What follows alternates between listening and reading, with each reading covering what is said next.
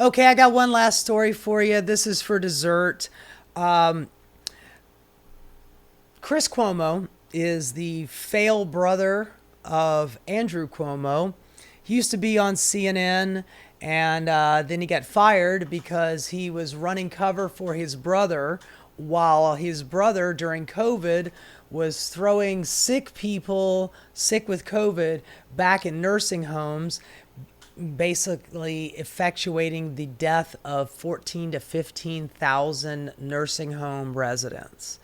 And Chris Cuomo was doing everything he could to help clean up his brother's reputation and sweep that, awful little fact under the rug. I remember there was a interview he brought on. I mean, the fact that you are a newsman on CNN bringing on your brother, the governor, to help him run cover. I mean, I'm not saying it makes it right when Republicans do that kind of same corrupt shit when you have, like Sean Hannity out there speaking at a Donald Trump rally. And it's like, you're a news guy. What are you doing? Helping out a politician. It is so, you know, um, such a conflict of interest what you're doing. But, when you see Chris Cuomo doing the same thing with his Democratic brother, it kind of gives the Republicans some argument and talking point to say, hey, they do it, we can do it too. Anyway, I remember that interview, and they didn't talk about anything serious. They were talking about their mom's spaghetti, and they love to, both of these kids, they're nepo babies.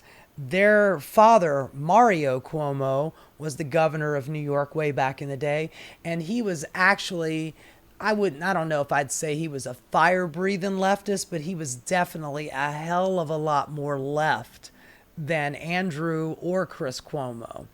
So these two nepo babies, they're essentially, I mean, I've described Andrew Cuomo as the Democratic version of Donald Trump. He's blue MAGA, honestly.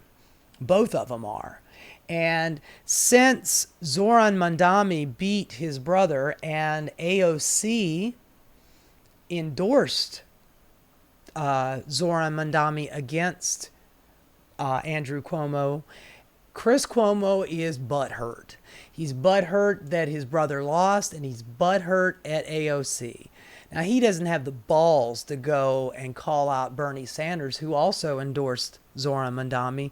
But, he's a tough guy. He works out with weights. He's got muscles. He's in his, muscle tee, and he's wearing this muscle tee that says the word angry on it because he's an angry man. And he decides he wants to take AOC on. And listening to, by the way, in the last year, ever since the last 6 months or so, ever since Donald Trump won the election, Chris Cuomo has been going on right-wing podcasts, talking to right-wing, talking heads that don't know jack or shit about politics, like the Patrick Bet David show, the PBD show. It's just four morons in a room that don't know their ass from their elbow. And Chris Cuomo has been going on shows like this, and now he's in the bro sphere, and he's been talking to a lot of these dumbass bro podcasters. It's starting to rub off on him. Watching him on CNN just a handful of years ago and watching him now, it's a night and day difference. He has really lost his shit, and he decides that he wants to take his anger out on AOC because, my brother lost and it's your fault. Anyway, let's hear this meathead bitch and complain a little bit. The Democrats, in a state of desperation, are going through their own populist poison period, their own MAGA. That's what's happening. And that's why the Democrats stand to be the most injured by what's happening in the Middle East right now. And I'll explain why. But it comes down to one person who is a metaphor for the madness on the left, and it is AOC. Forget about the fact that Alexandria Ocasio-Cortez is all show, no go, okay? As a member of Congress, she gets nothing done. She champions nothing that gets accomplished. She helped Zoran beat your brother. That's something. Boy, look how butthurt he is. He's so angry. Look how red he's getting. He is constantly just a naysayer and a hater of the other side, and that's fine if it's balanced. What's not to hate, man? Donald Trump's tariffs are wrecking the economy. He's bombing countries willy-nilly. Although he's supposed to be anti-war, he's threatening to take Greenland and the Panama Canal again. He's he's got ICE doing their Gestapo stuff. He's batshit fucking crazy, but and she's calling them out on their crazy fascist shit and their crazy warmongering shit and their crazy economic blunders. What are you doing, Chris? You're shining his boots with your tongue? By other people that are giving positive reasons and what you're for that makes sense to the majority. What she's for is for higher minimum wage. What she's for is for health care for all. You know, what she's for is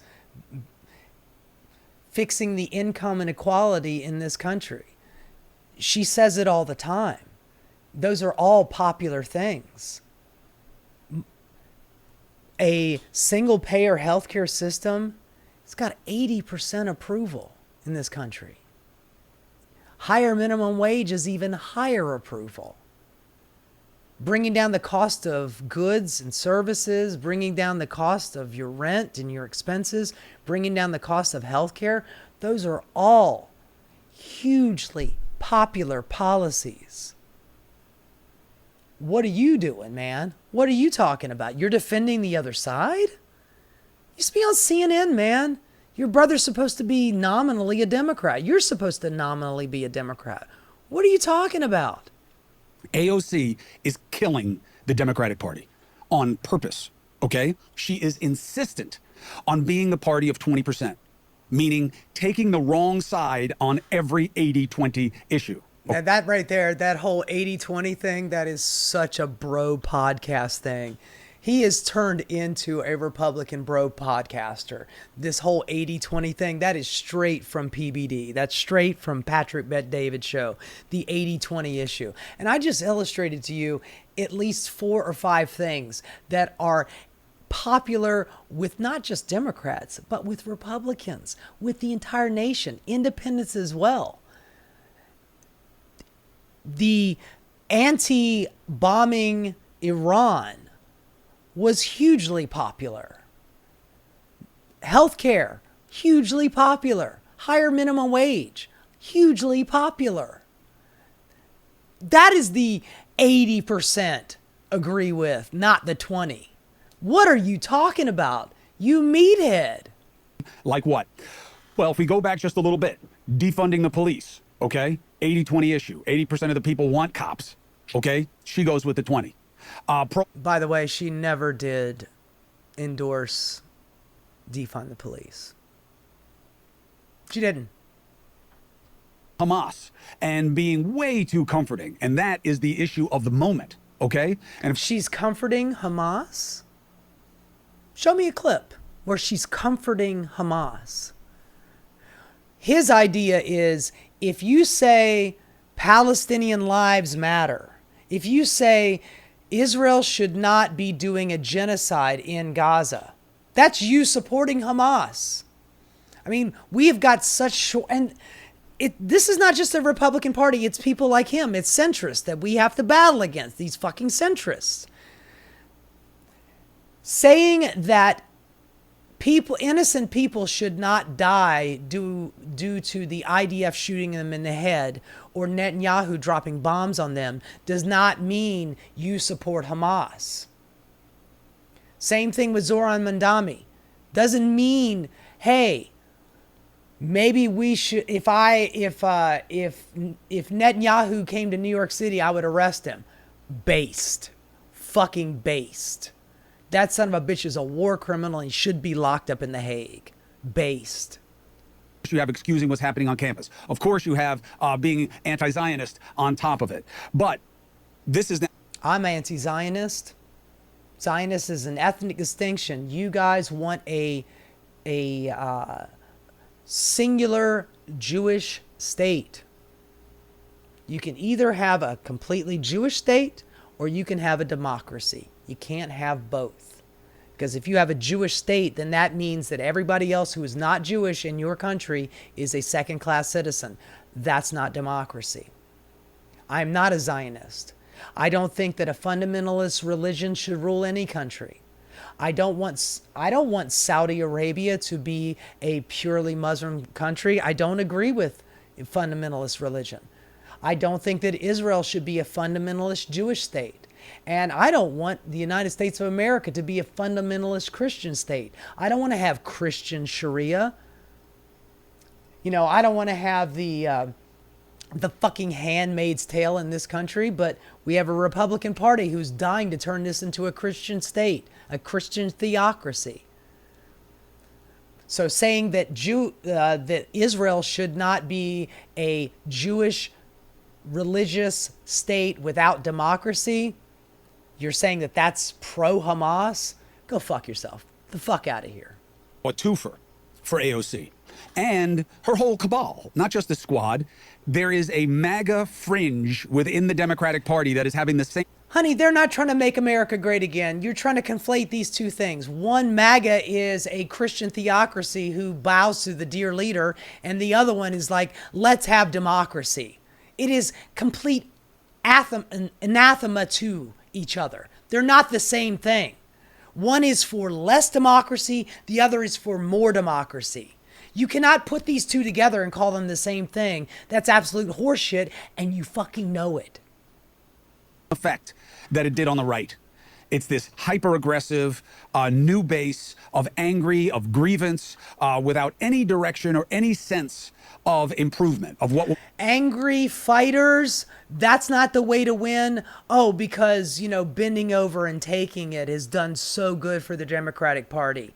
You know, Chuck Schumer and Hakeem Jeffries, they're super popular with the Democratic Party right now.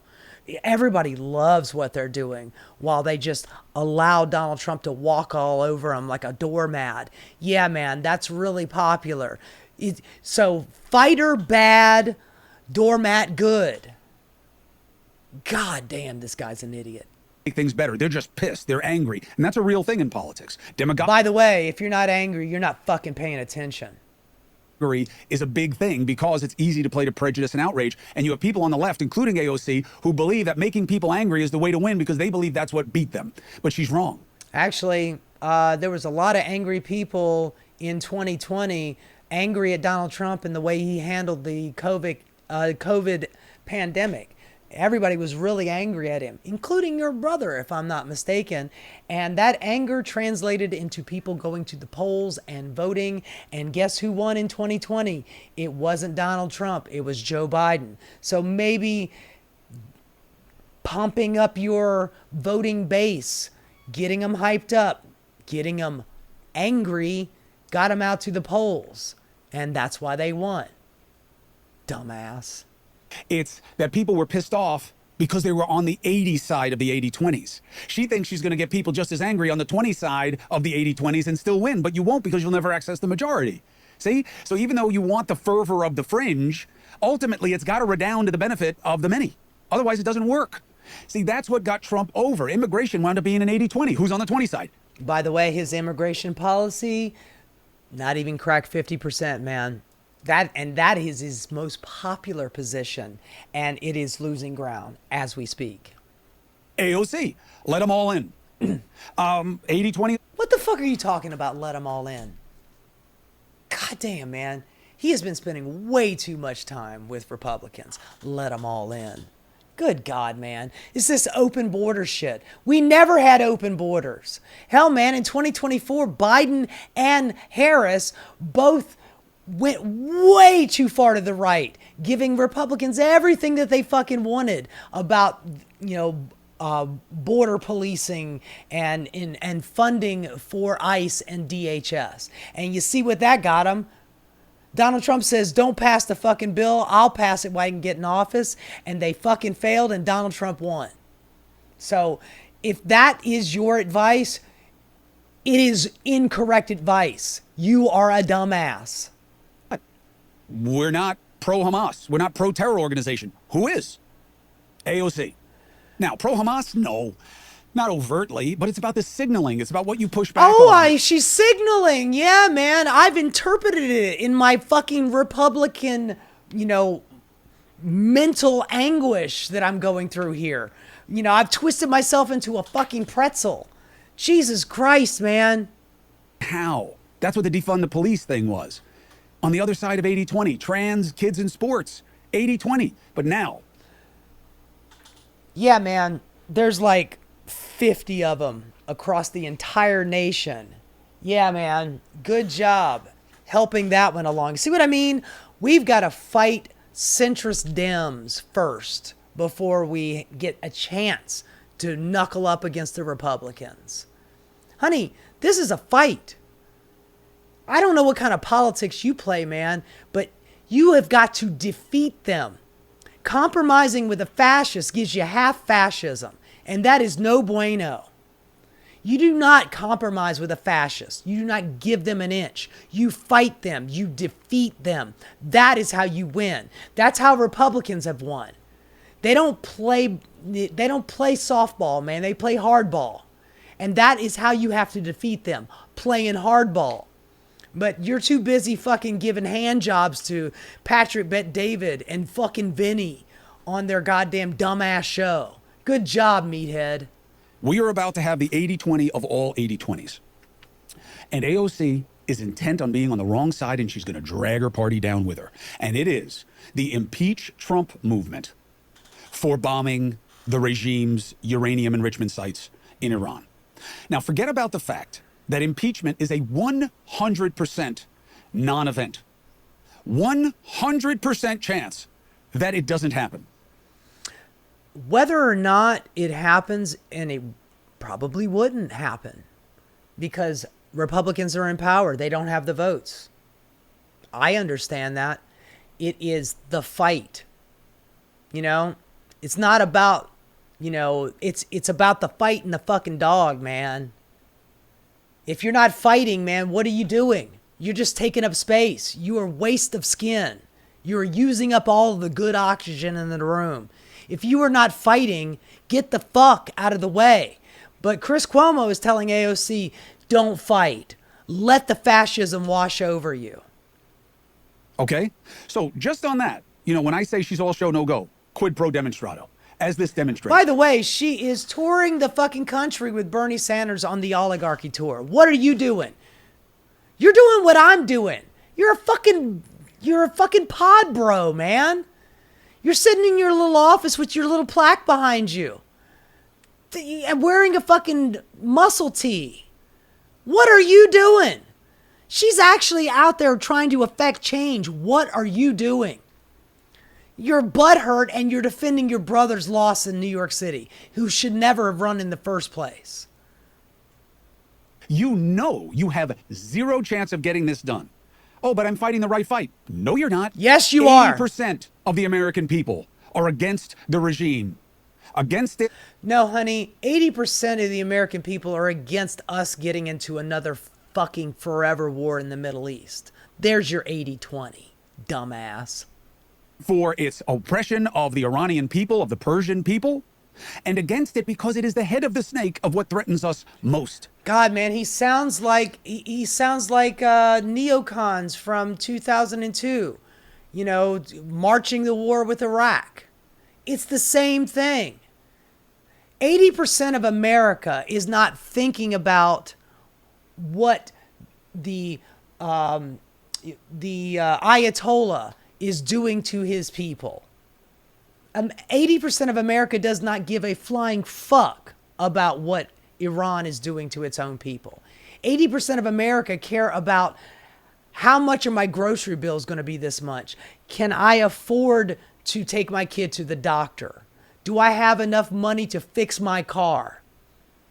They don't give a goddamn about this shit. The only thing they care about is don't go to war so my son doesn't have to go fight in it. He does not know. I mean, look, this whole 80-20 thing is total bro math and it's dumb as shit. But he's even dumb on the bro math. And you are on the wrong side once again. And Democrats need to realize this and reject it. Globalize the Intifada should not be a Democratic slogan. Okay? It's not. It's not. Zoran Mandami didn't even say it. He just said he wasn't going to police that person's speech. Somebody said globalize the Intifada. And Intifada, by the way, is not the same as jihad. Intifada means to rise up. It is just a Muslim word, and Muslim words to American ears sound scary because it's people like you have conditioned them to feel that any Muslim word is just death to America. God damn, man. God fucking damn it. Not a good look, because this is the signature issue, the culture issue that is going to resound in the midterms. Now, you're going to have a huge economic issue. And by the way, by choosing this impeach Trump thing, you know who her allies are? The pod bros. That's who agrees with her about this. You are a pod bro. That's who you are. You're a fucking pod bro. And just like AOC, they are pathologically drawn to provocation for profit. Let's keep it alliterative. They are pathologically drawn to provocation. You're not. You're doing this out of the goodness of your heart. You are not trying to earn profit. You're not audience captured right now. Seriously. He's not doing this for profit. He's not audience captured. Jesus Christ, man. I mean, talk about projection. My God. For profit, and so is she. But she is a member of Congress, not a guy just looking to get paid online. Like you. And the pod bros can do that because they have nowhere to go. They're going to have to go back to MAGA. They were nothing without him, and they're going to be nothing after him. So this is their moment. So they can pretend to be angry because they're isolationists and they don't like they did this. But meanwhile, he's glazing MAGA right now, and he's glazing these podcast bros all the time. I mean, my God. Jesus, get a room. Problem for all of them, AOC and her misfit toy friends. It worked. Was I in favor of bombing Iran? I said, it's not my call to make, but it's my call to judge. And I thought waiting was not weakness. Time was on our side. Look for another way. Look for the regime, at least to send a message to the world that they had an opportunity to do this the right way, and they rejected it. So now he's defending Trump. Trump's like, I gave him 60 days. Here it is on the 61st day. I got to drop the bombs. I mean, even though Netanyahu went ahead and did it for me in the first place, even though I told him not to do it, he did it anyway. But now that he did it, I'm going to do it too. And now you are defending that. Jesus, man. Wow. Wow. The epic stupidity. And then he bombed. But then what happened? Iran did this bullshit retaliation for now and said, we'll go with the ceasefire. That means what Trump did worked. That means they have already said they didn't get any of the nuclear material that Iran has. I mean, honestly, I don't even know if Iran has nuclear material, you know, or 400 kilograms? What's like 900 pounds of nuclear material? I mean, that's what they say that they have. And apparently they put it on a truck and moved it out of there. You don't need a bunch of trucks. You probably just need one truck. 900 pounds of something is not a lot. You probably put it in the back of a fucking pickup truck or whatever. They didn't even get that. So what is this? I dropped bomb. Israel attacked Iran first. Israel shot bombs at Tehran, killed civilians, killed some scientists, they say, but they killed civilians. They attacked them first. And then Iran shoots back softly. And then Israel shoots more, and they're like, okay, fuck it, we're shooting more. And then Donald Trump's like, well, I'm just going to jump into the fray. And you, Chris Cuomo, are defending them. You're defending Donald Trump. You're defending Israel. They attacked first. God damn, man. God damn.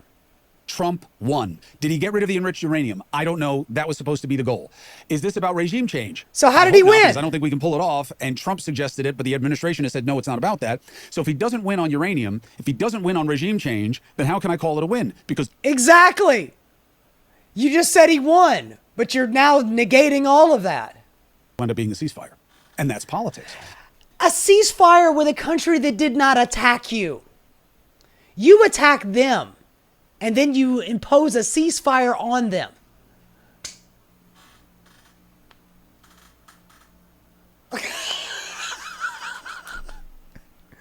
God, the bro logic is, I mean, dude, you're in a fucking roid rage right now.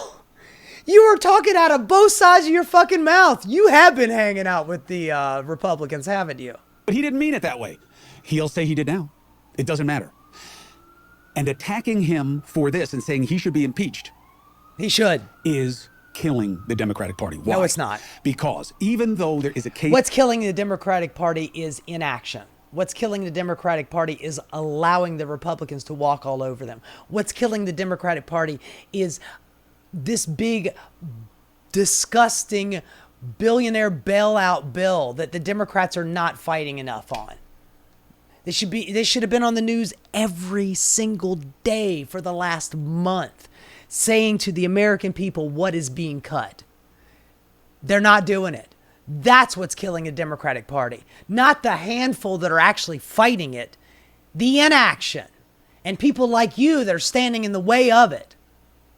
to be made that this was not legal for him to unilaterally do this. The problem is the people that bring that case is Congress, and the leadership doesn't want to. Is it still... It's still illegal. The war powers rest within Congress.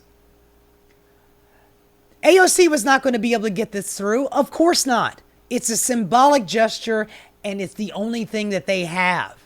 It shows a little fight. It's inspiration for the base. It's something. Your advice is to do nothing. That's your advice. Fuck out of here, man. They don't want to. Now, people will argue, no, this was fine because there was an imminent threat to America's interests and concerns, and it was limited, and therefore he doesn't go. And now they're saying the war, so that's okay with the War Powers Resolution, the 1973 law.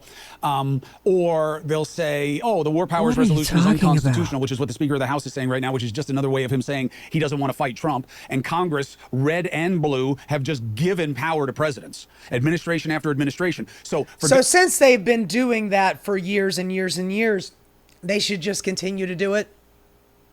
That's your advice? I mean, you know, Congress has been ceding power to the executive branch for years and years and years, and it has led us to a fascist wannabe God King dictator.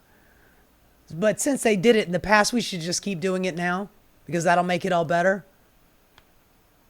Really? Democrats to now bitch about this when they wouldn't have bitched about it with Biden, when they didn't with Obama. Obama had to force their hand and say, by the way, fuck you, Chris. Fuck you.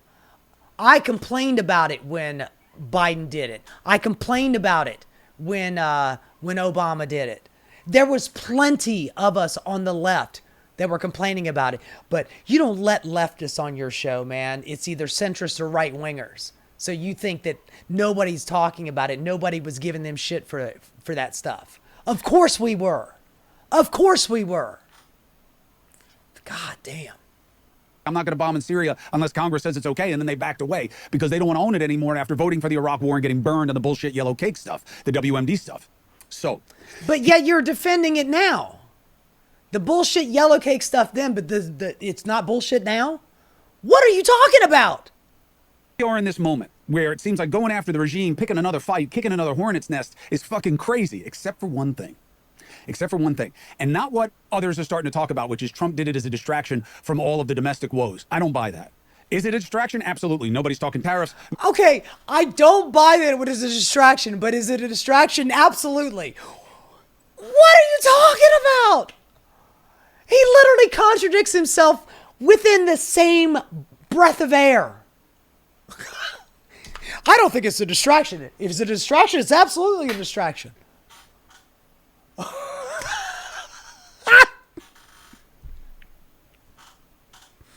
my God.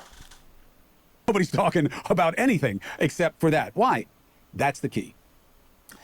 Here's the thing. Even if it were a distraction, and I don't believe it is, but I don't believe by design it is, but even if it were, and I don't believe it is, but even if it were, it's worthy.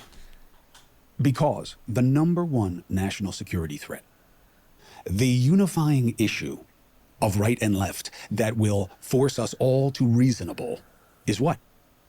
Something economic? Nope. No. Yes. Yes. We have a country filled with people living paycheck to paycheck. That is a national threat. We are going to have 100,000 dead people every year because they don't have health care. That is a national threat. Climate change is a national threat. In fact, it's a global threat. But this is our nation, so we have to handle our own nation. It is a national threat. He's about to tell you that the global jihad in Iran is the greatest national threat. 2 weeks ago, they weren't, but now they are. 2 weeks ago, they weren't bombing until Israel started bombing them, and then America started bombing them. And even then, after they dropped a dozen 30-ton bunker buster bombs on them, they called the president and said, hey, we're going to do a save face thing. Empty out this particular base. We're going to shoot at it. And they emptied out the base. There was no soldiers there, and they shot at the base. And then they get to go back to their people and say, hey, we won. You know, when a country attacks you, there's a rally around the leader effect. When 9/11 happened, there was a rally around the leader when it came to George Bush. If you're telling me, let's just say that China said, I'm not at war with America. I'm just at war with America's nuclear program. So I bombed some nuclear sites on American soil, but I'm not at war with America, just the nuclear sites. Do you hear how dumb your fucking logic is? Do you hear how stupid that sounds? You think America would be like, oh, it's okay. They weren't at war with us. They just bombed their nuclear site. It's fine. Oh my God. Everybody in America would be up in fucking arms. They would be like, it's war. It's on.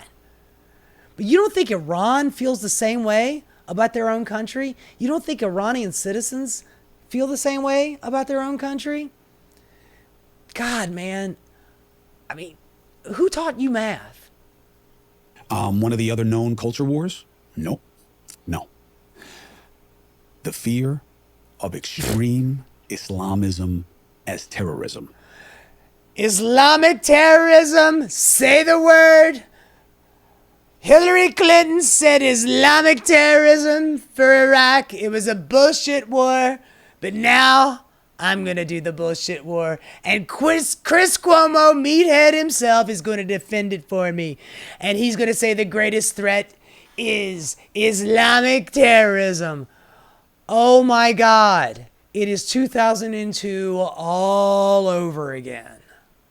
And larger than that now, which we never had to deal with before, we now have a domestic, homegrown base of young males very susceptible to being radicalized by all kinds of fundamental.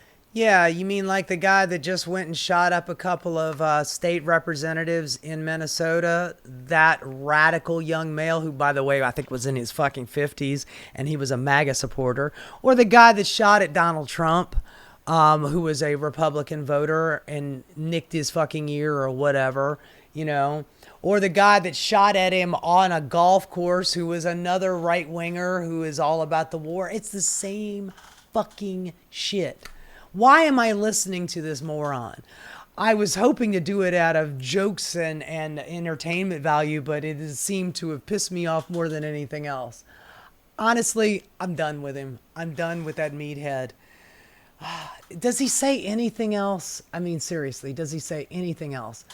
Look, I'll give him one more second here. Let's just see if he's got anything else to say. People off for profit. But what that has also done is made it okay to be pissed off and act on that. And I'm not saying that someone has to say, go shoot somebody if you... But But that's what is happening. And that is the number one threat. And by going after Trump right now for what he did in Iran, when you don't have Congress, you don't have the numbers, you may have a legal basis, but you're not sophisticated enough to make that case. Who's not sophisticated? In your muscle tee? All you're doing is showing you're on the wrong side of protecting your constituents from the number one national security threat. That's what AOC is doing. And look, we get the performative nature of it, right? Trump says, you're a fucking idiot. And she claps back. You betrayed the American people. Now, here's the problem with that statement. Trump isn't the one who betrayed the American people, not when it comes to this operation in Iran. Oh my God, he's going to blame AOC for what's going on in the Middle East? Is he really? AOC is betraying the American people because she's playing petty politics with impeachment, which can't. It is not petty politics to hold the president accountable for his actions. He is doing something unconstitutional. Absolutely. I mean, my God, man. Marjorie Taylor Greene and Lauren Boebert and a handful of dumbass Republican congresspeople went after Joe Biden over the silliest shit that they could never fucking prove. Donald Trump is literally breaking the law by not going through Congress and just through executive order bombing a country that did not attack us, completely against the Constitution. She is absolutely right. And you were saying that she's dumb, she's silly, and Donald Trump is right? I gave him one more second. I'm done. I'm fucking done. I am fucking done. Fuck that guy. Oh my God. A guy that is butthurt that his brother lost the election in New York. I don't know how he has managed to wrap himself up into this logic chokehold on himself, but God damn, man. We are so cooked, man. We are cooked like fucking fried chicken, man. I cannot have a fight with a Republican because I am too busy arguing with this moron. Honey, if you're not part of the solution, you're part of the fucking problem. If you're not going to present solutions, get out of the way. Let people who are willing to fight actually fight. Stop being a hindrance in it all. Just because you were sad and your butt hurt because your big bro lost an election who he should have never run in. It was backed by millions of dollars and still lost. And yet you were over here defending the other side saying they're wrong. Hey, I hate to break it to you, Chris, but even if AOC and Mandami and Bernie was wrong, they still won in New York. Your brother still lost. And neither you nor your brother could carry your father's jockstrap in a fucking suitcase. Your dad was an actual lefty. What are you? You're a podcast bro. And your brother's a failed mayoral candidate. You both need to take a long walk off a short fucking pier. You ain't got to go home, but you can't stay here. Anyway, folks, that's the show.